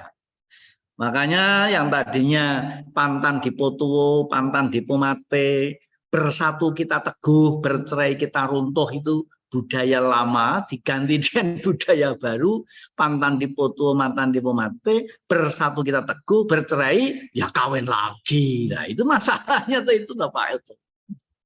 Nah karena itu marilah kita sebetulnya hanya karena masalah ganti budaya dan alih teknologi. Kita bukan anti teknologi, karena teknologi adalah cara untuk memudahkan suatu pekerjaan. Tetapi kalau kita terlalu menghamba pada teknologi yang serba saintis, yang serba IT, yang serba mesin, kalau manusia menghamba pada mesin, pekerja akan ikut caranya mesin, mesin bekerja tidak punya perasaan. Itu saja masalahnya. Nah, karena itu bukan kemudian menolak IT, tetapi bagaimana kita memanfaatkan IT ini tanpa kita meninggalkan jati diri kita sendiri. Saya kira itu, Auto. Terima kasih. Terima kasih. Ternyata iki mana bersatu kita teguh yang saya catat ini, bersatu kita teguh, bercerai kawin lagi. Sampai rek iki itu namanya merusak itu. Jadi Bapak Ibu sekalian yang saya hormati, ini memang menarik sekali. Sebenarnya Buddha ini terus terang Bante mempunyai satu potensi yang sangat besar Ini Ketua Walubi juga salah seorang konglomerat. Ini salah seorang konglomerat di mana dia juga mengapa atau apakah ada kegiatan-kegiatan yang dilakukan oleh para Buddhis untuk membantu saudara-saudara kita yang menderita kemiskinan. Gimana Bu Bante? Ya, kalau berbicara membantu, para Bante ini sudah sangat membantu. Saya pada satu saat Pak Oto ketika pada masa-masa krisis berbagai dimensional, salah satunya tahun 98 itu kan ada krisis ekonomi, krisis moneter, dan krisis sosial, krisis kepemimpinan, krisis kepercayaan, krisis identitas. Lalu ada seorang Bapak Wali Kota bertanya kepada saya, bagaimana pandangan Bante dan apa menurut Bante yang bisa dilakukan dalam menghadapi krisis seperti ini? Loh, kalau soal krisis misalnya khusus ekonomi, para biku ini sudah sangat menyumbang, Pak. Misalnya ekonomi itu yang berkebutuhan atau yang berhubungan erat kan masalah makan. Sementara orang umum makan itu satu hari berapa kali? Coba jujur saja. Ya, lah sedangkan para biku ini mempunyai hidup cara makan dalam 24 jam. Hanya makan satu kali. Lah selebihnya disumbang untuk orang lain. Apa ini masih kurang membantu, kurang menyumbang? Saya ini Pak, 37 tahun jadi biku. Makan satu kali dan tanpa nasi, coba. Tanpa nasi? Itu kurang apa buat saya? Ya toh, bandingkan dengan orang yang makan tidak berhenti, sampai perutnya kayak tangki itu, coba. Nah, kemudian misalnya krisis sandang. Banyak orang satu keluarga, satu pribadi, satu rumah, satu orang, berapa banyak mempunyai baju. Ada orang mau pergi pesta, Pak. Begitu buka baju, dia melongo. Aduh, baju yang mana lagi? Padahal bajunya itu satu lemari penuh, Pak. Katanya masih belum punya baju. Nah sekarang bandingkan dengan para Bante, ya saya ini. Bajunya cuma satu lembar, modelnya kayak ini, itu pun kayak kurdet. Lah berarti kebutuhan baju yang lain, kain yang lain, model yang lain, warna yang lain, kan itu bisa dibagikan kepada orang lain. Makanya kalau semua itu jadi biku, kira-kira dunia itu tentrem Pak, kira-kira. Yo sepi, orang ana wong gojek, orang ana wong biayaan, orang ana wong tukaran, orang ana wong nyinyir itu loh Pak. Saya kira kalau semua itu mau jadi biku, kira-kira begitu. Jadi kalau berbicara sumbang menyumbang, berbicara kebersamaan, biku saya kira tidak hanya cerita yang tanpa rasa. Banyak orang menggunakan orang lain untuk dirinya. Tetapi para biku ini menggunakan dirinya untuk orang lain. Para biku selibat, tidak berumah tangga. Bandingkan dengan orang lain yang berumah tangga. Kalau ada apa yang dipikir siapa? Pasti rumah tangganya sendiri. Banyak ulama yang katanya juga pelayanan, tapi dia juga berkeluarga. Kalau misalnya ada sesuatu, siapa yang dipikir? Pasti keluarganya sendiri. Minimal bojone dhewe, Pak. Nah, saya kira biku ora ndek bojo, dibutuhkan orang lain. Jam berapa saja. Saat itu siap untuk melakukan sesuatu. Dipanggil jam 12 malam, berangkat Pak. Tapi ndek bojo, Pak, ojo Pak sesuk wae lah. Gitu kan. Jadi kalau berbicara hal itu, ya kita sebagai pengikut Buddha, Buddha sendiri sudah melakukan. juga berangkat dari seorang raja yang kerajaannya pun ditinggalkan. Sementara orang bodoh ribut berebut pengen jadi raja. Meskipun hanya raja ketoprak, itu pada sing pengen loh Pak. Nah, tapi Siddhartha itu sudah jadi raja, kerajaannya ditinggal. Nah, jadi apa yang dilakukan sesuai dengan bidang masing-masing. Bagi cara berpikir Buddhis, yang pertama-tama adalah berniat, bertekad, menciptakan, melakukan, mengupayakan agar kehidupan semua makhluk ini berbahagia. Maka bahasanya, doanya, salamnya adalah Sabi Sata Bhavantu Sukitata. Semoga semua makhluk berbahagia. Kemudian ada beberapa kelompok-kelompok kegiatan sosial kemasyarakatan. Taruhlah misalnya, kalau ada bencana alam, masyarakat Buddha juga tidak tinggal diam. Yang namanya Buddha Secik, yang namanya Walubi. Mereka akan berangkat duluan. Mungkin yang lain belum berangkat, mereka sudah sampai di tempat. Mungkin ya, itu mungkin saja. Karena memang nawaitunya sudah begitu. Sehingga dengan kesadarannya itulah tidak mesti terpaksa harus dipanggil. Tapi memang sudah merasa terpanggil. Kemuliaan manusia adalah apabila mampu menempatkan harga hidup di atas harga diri.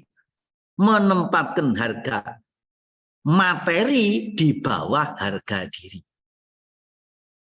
Tetapi kalau seseorang menempatkan harga materi di atas harga diri, jangan mimpi dia akan memikirkan kemuliaan hidup. Sebab kalau menempatkan harga materi di atas harga diri, tidak soal harga dirinya jatuh, yang penting demi materi.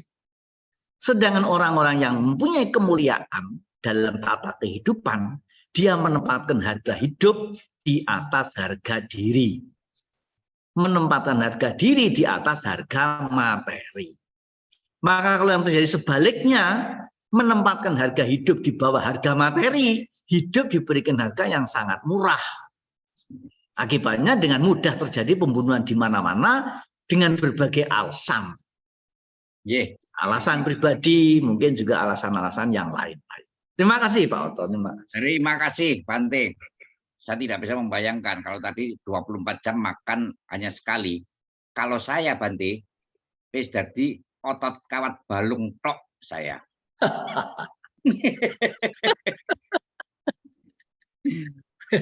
Kemudian kalau baju, tapi kalau baju itu berapa meter tapi Bante? Ini panjangnya 2,5, tingginya 1,80. Kalau 2,5 itu bisa jadi tiga baju loh kalau buat saya itu. Makanya itu loh. Dan itu dipakai ya belum tentu setahun ganti satu kali Pak. Itu masa? Loh lah iya tuh. Wong ganti ndak ganti ya ora ana bedane. Wong ranane ya ming kaya ngene tok, ming kaya kurden tok. Ini sudah berlaku untuk semuanya. Pergi keluar dalam negeri, jadi dosen, jadi dukun ya bajunya seperti ini. Saya ketemu Pak Presiden ya dengan ini. Ketemu Bapak Paus di Vatikan ya pakai baju ini. Jadi ganti ndak ganti ndak ngerti Pak. Yang paling tahu hanya nyamuk. Sebab kalau sampai seminggu ndak ganti nyamuk deket pingsan Pak. Mungkin kira-kira begitu. Iya, matur nuwun Bante. Nah ini. Jadi kemudian berikutnya ini sebagai gong ini. Sebagai gong, saya manggil pada Gus Nizam. Assalamualaikum Gus.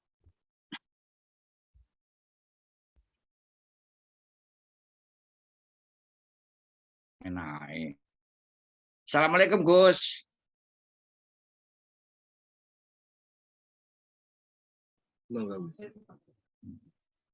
Waalaikumsalam Pak Oto. Dihabiskan dulu Gus. Gak ilok. Kecapan karo ngomong gak ilok. Yes. Kalau tadi saya habis nggarap Mas Jirjus, sekarang nggarap ganti Dhamma Subuh, sekarang ganti Gus Nizam. Ada satu hal yang menarik, Gus. Ini terkait dengan ulasan dari Profesor Nyoman Sutantra terkait dengan sertifikat halal. Bahwa nanti pada tanggal 17 Oktober tahun 2024, semua produk makanan harus tersertifikat halal. Padahal negara kita ini bukan negara Islam. Sehingga pikirannya tidak dapat digeneralisir. Mungkin satu sisi haram bagi salah satu umat, tapi halal bagi umat yang lain. Nah, bagaimana menurut Gus Nizam? Ya kembali ke keyakinannya masing-masing. Namun soal halal haram itu sesungguhnya lebih banyak kesamaan antar agama daripada perbedaannya. Karena setiap yang diharamkan dalam Islam itu menurut para medis, menurut tenaga medis, tenaga ahli yang meneliti, profesor, selalu terbukti nyata bahwa madorotnya lebih besar daripada manfaatnya. Sisi efek buruknya jauh lebih besar daripada manfaatnya. Sesungguhnya itu telah dikaji secara internasional. Ternyata yang diharamkan oleh agama Islam itu sesungguhnya seluruh manusia, karena bukan dari sisi keyakinan untuk menyikapi itu, karena dari sisi manfaat dan madarat. Misal daging babi, kenapa Islam mengharamkan? Itu sudah banyak sekali bukti-bukti yang ditemukan oleh para ahli yang menguatkan keharamannya. Ini yang menemukan bukan ulama Islam, tapi para ahli yang meneliti dari sisi disiplin ilmu mereka masing-masing. Soal kemudian menyikapinya ya tidak ada unsur paksaan memang itu. Dan tanpa begitu pun yang melanggar ya silahkan melanggar. Sebetulnya yang melanggar juga tahu kalau itu tidak lebih baik. Karena tidak semua yang diciptakan itu untuk dimakan. Tidak semua yang enak dimakan itu baik untuk tubuh. Seluruhnya baik. Enggak. Bahkan yang terlalu enak itu sesungguhnya ya kita harus meneliti atau kita harus hati-hati yang terlalu itu. Karena dibalik terlalu enak, terselip terlalu tidak enak. Atau setiap yang baik dikonsumsi oleh tubuh, jika kita mengkonsumsinya berlebihan, melebihi kadar yang seharusnya kita konsumsi, ya pasti dampak madaratnya terlihat besar. Kalau soal bagaimana hukumnya atau bagaimana sesuatu yang diharamkan oleh satu agama lainnya justru menghalalkan, yaitu hukumnya yang kembali ke keyakinannya agamanya masing-masing. Agama Kristen tidak bisa dan tidak boleh menghukumi agama Islam. Agama Islam pun juga tidak boleh menghukumi umat Kristen. Agama Islam, hukum-hukum yang ada di agama Islam hanya untuk menghukumi kaum muslimin. maka tidak boleh dicampur aduk. Oh ini diharamkan oleh Islam, tapi oleh agama kami tidak diharamkan. Nggak boleh itu, karena nggak akan ketemu solusinya. Maka lakum dinukum waliyadin. Ya, sikapi itu menurut agama kalian dan jujurlah terhadap kebenaran yang diyakini oleh agama kalian. Waliyadin, dan bagi kami menyikapinya begini menurut keyakinan agama kami, dengan tanpa merendahkan, tanpa meyakini lebih benar. Nggak boleh begitu, karena pernyataan lakum dinukum waliyadin itu betul-betul pernyataan penghormatan kepada keyakinan agama lain. Sedikit pun tidak ada maksud merendahkan, apalagi menyalahkan keyakinan agama lain. Begitu, Pak Tuh. Iya, tapi sayangnya Gus Nizam, ya ini di dalam satu aturan bahwa semua barang makanan, ini, dan akan dikenakan sanksi. Jadi ada satu paksaan. Padahal kearifan lokal di tiap-tiap daerah itu akan berbeda-beda. Ya. Tetapi kalau itu dipaksakan dilakukan secara digeneralisir, itu kan berarti ada satu pemaksaan, Gus. Ya, bukan pemaksaan, sesungguhnya memberitahu kepada calon konsumen bahwa sanksinya ada 3 loh, Gus. Apa saja? Tertulis, denda, dan dicabut dari peredaran. Iya. Ya, kalau ya tentu itu nggak langsung lah, nggak langsung diteliti lebih lanjut. Nah, kalau misalnya sesuatu yang memang membahayakan bagi tubuh itu pemerintah tidak menghukum penjualnya, bahkan membelanya, rusak.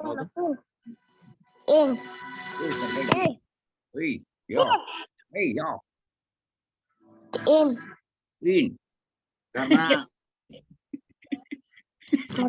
yang dihalalkan itu pasti ya jelas manfaatnya, jelas efek positifnya, dan yang diharamkan pun juga sudah jelas itu. Makanya halal dan haram itu sesuatu yang sangat jelas.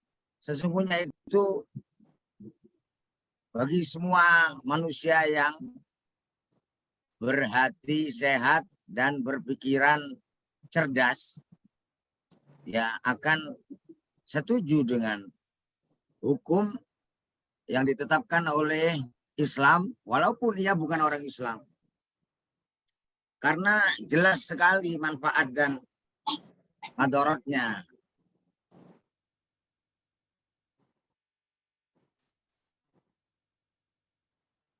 Nggak ada unsur paksaan, itu nggak ada, Pak Tuh. Itu terlalu sensi saja. Ya, mudah-mudahan Gus, mudah-mudahan peraturan itu tidak berlaku untuk semua daerah. Terus gimana milah-milahnya? Nah, yaitu satu contoh misalnya Bali. Ya. Bali makan daging sapi. Ya. Misalnya. Tapi babi. Padahal babi harus ada sertifikat halal. Nah, kan juga repot juga. Sekarang. Tanah Toraja atau di daerah yang lain. Tapi itu nanti akan menjadi satu polemik. Baiklah Gus Nizam, kita tidak lebih baik nanti akan kita bicarakan dengan satu sikap, dengan hati yang jernih, Betul. Dengan satu pikiran tanpa suudon. Ya. sesuai dengan Pancasalik ini ya. Ya, Pancasalik. Aku cilik, tidak boleh sudon. Nah ini tidak boleh. Ini yang baik. Ini terima kasih Kurnisam. Ini posisi ada di mana ini? Di rest area apa? Toro, rest area mana ini? Di Ungaran ini ya? Pemalang. Oh, Pemalang. Oh. Dari Serang kok tuh. Nah? Dari Serang. Dari Serang. Paling hanya Pemalang, Sidoarjo 3 jam naik Gus Nisam ini nyetir nyampe bisa. Iya. Enggak sampai jalan 190 Gus. Kalau saya nyetir kan di tol itu kan 190 Gus. 190.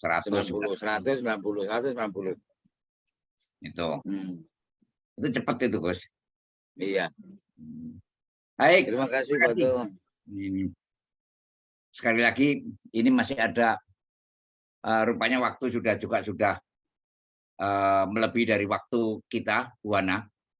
Maka saya minta closing statement dari Bu Hana terkait dengan kegiatan Indonesia merayakan perbedaan ini. Saya persilakan Bu Hana. Closing statement dari saya, memang kita sangat membutuhkan forum-forum seperti ini untuk bisa merajut kerukunan dan kebinekaan. Saya teringat saya mengutip kata-kata dari Bapak Presiden Soekarno yang mengatakan bahwa musuh yang dia hadapi itu lebih mudah daripada musuh yang akan kita hadapi. Sebab waktu itu semua bersama untuk melawan penjajah. Sementara kita saat ini kan dengan sesama anak bangsa. Jadi forum semacam ini sangat dibutuhkan, sebab dengan kita saling mengenal, saya percaya yang baik itu jauh melebihi daripada yang mungkin yang tidak terlalu suka akan perdamaian atau persatuan. Jadi kita yang baik-baik itu, yang mencintai NKRI, karena kita selalu bersama-sama dan bersatu untuk menjaga NKRI kita dan dasar negara yang telah Tuhan berikan kepada kita untuk tidak tergantikan. Sebab dasar itu jika digantikan maka akan runtuhlah rumah itu. Jadi rumah NKRI kita sudah didirikan di atas Pancasila dan Undang-Undang Dasar 45 bersama dengan Bhinneka Tunggal Ika itu akan tetap kita akan jaga bersama supaya kemerdekaan kita yang dibayar dengan sangat mahal oleh pahlawan-pahlawan kita itu bisa dinikmati sampai pada anak cucu kita, dan Indonesia menjadi Indonesia yang jaya jika kita semua bersatu dan semua dari kita berdamai. Sebab jika kita berdamai dan bersatu maka kita kuat, dan forum ini akan sangat berarti sebab dengan adanya forum ini kan kita terjadi satu perkenalan, dan perkenalan bisa menimbulkan saling mengasihi satu dengan yang lain. Itu yang saya mau berikan Bapak Otto. Terima kasih untuk acara yang ini. Ya. Ini saya masih membuka kesempatan ini. Saya harus mengakomodir ini. Ada chat pertanyaan kepada Romo Jirjus. Ini. Romo Jirjus masih ada di tempat. Jirjus. Ya. Nah, ini ada satu pertanyaan nih. Ya, ada di dalam chat. Dan yang terakhir. Oh, dalam chat ya? Ya, dalam chat. Dan Bu Hana, untuk Bu Hana, ini forum ini, Bu, ini selalu berlanjut setiap hari Senin malam, Bu. Oke, Bapak. Ya. Sudah 3 tahun lebih kita ini tidak pernah absen setiap hari Senin malam. Wow, syukur puji Tuhan, Bapak ya. Ya. Jadi bisa dibayangkan pegele cangkemku. Nah,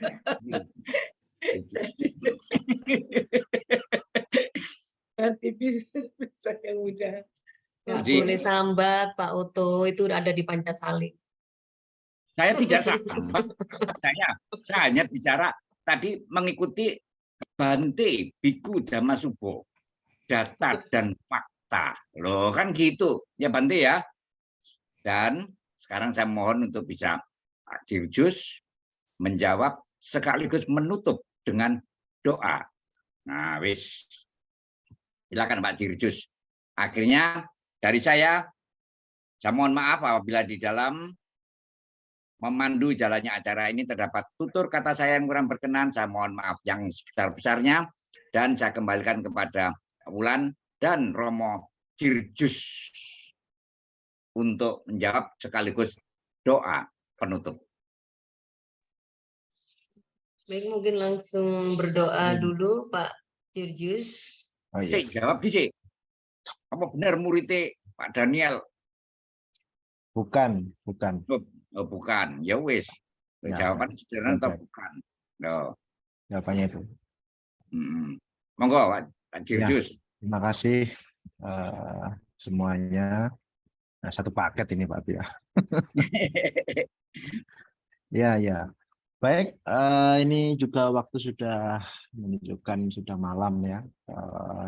Sebelum kita mengakhiri acara pada malam hari ini, mari kita berdoa dan mohon izin saya akan memimpin doa dalam doa Kristen Ortodoks.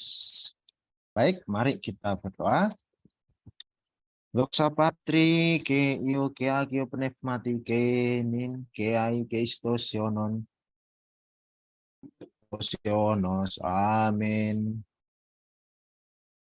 Kemuliaan bagimu ya Allah kami, kemuliaan bagimu ya Bapa Surgawi, pencipta alam semesta ini. Kami sangat mengucap syukur atas apa yang telah kami laksanakan pada malam hari ini, yaitu acara yang diselenggarakan oleh Indonesia Merayakan Perbedaan dengan mengusung tema kebinekaan dalam berkolaborasi dengan masyarakat, dengan narasumber Dr. Hana, ya Tuhan alam semesta, penguasa alam semesta. Kami memohon kepada Engkau apa yang telah kami perbincangkan pada malam hari ini. Biarlah kami dapat merefleksikan, dapat mengaplikasikan kepada sesama kami, sesama umat manusia yang telah Engkau ciptakan berdasarkan kasih, di mana kasih itu merupakan sifat yang dominan yang ada pada diri Engkau, ya Tuhan alam semesta. Engkau menciptakan kami di dalam kasih-Mu. Mampukan kami ya Tuhan, agar kami dapat menyatakan kasih itu kepada umat-Mu, kepada sesama manusia, tanpa terkecuali. Ya Tuhan, kami sangat mengucap syukur Engkau telah menciptakan kami sebagai makhluk hidup yang paling sempurna di antara makhluk hidup yang lain. Karena Engkau menciptakan kami memiliki akal dan lain sebagainya, pikiran dan lain sebagainya. Terima kasih. Dan juga pada malam hari ini kami akan berpisah satu dengan yang lain. Kami mohon kepada Engkau, ya Tuhan kami alam semesta. Engkau sertai di dalam setiap kegiatan kami. Dan Engkau melindungi kami. Engkau menyuruh malaikat-malaikat-Mu untuk menjaga tidur kami di malam hari ini. Jauhkan kami dari para bahaya. Jauhkan kami dari segala hal yang buruk. Jauhkan kami dari hal-hal yang berasal dari iblis. Kuatkan kami ya Tuhan, dimanapun kami berada. Teguhkan hati kami sebagai bangsa Indonesia ini. Persatukan kami sebagai bangsa Indonesia ini. Janganlah bangsa ini menjadi terpecah-pecah oleh karena politik, oleh karena teologi agama, oleh karena ras, oleh karena suku etnis dan lain sebagainya. Tetapi kami saling bergandengan tangan bersama-sama membangun tinggi persatuan dan kesatuan bangsa dan tanah air kami Indonesia. Kami berdoa untuk Indonesia yang sebentar lagi tahun depan akan menghadapi pemilu. Kami memohon kepada Engkau, jauhkan dari segala hal-hal yang mencelakai kami, yang mencederai kami. Terima kasih Tuhan, kami akan beristirahat. Segala doa yang sangat terbatas ini kami sampaikan ke dalam nama putramu yang tunggal, yaitu Tuhan kami Yesus Kristus, yang telah mengajarkan kami berdoa, bandalati bisa mawad kita kodasismu lihat malah kutuk kita kemasyatu kami bisa mereka dari kalau usana kabafana alim al-yawm wakilana binubana kama naghfiru nahnu alal aidan bil muslimina ilana wa la tukilna tidak jirba lakin aja menasyirik. Melalui doa dari para Bapa suci ya Tuhan Yesus Kristus, Allah semua kami, kasihlah kami dan selamatkanlah kami. Amin. Kemudian bagi sang Bapa, sang Putra, sang Roh Kudus. Amin. Terima kasih. Selamat malam semuanya. Salam Pancasila. Merdeka. Salam Selamat Pancasila malam dan salam semuanya. semua saudara. Salam semua saudara. Baik, terima Terima kasih kasih Bulan. Bapak, terima kasih Mas Terima kasih Georgius, Bapak terima Utu. kasih Ya, kepada sama-sama. moderator kita Dr. Utu yang sudah memandu jalannya diskusi yang guyup sekali pada malam hari ini. Terima kasih kepada narasumber yang istimewa pada malam hari ini Mama Hana, dan terima kasih kepada Bulan. para tokoh Ya. tokoh rohaniawan yang sudah bergabung.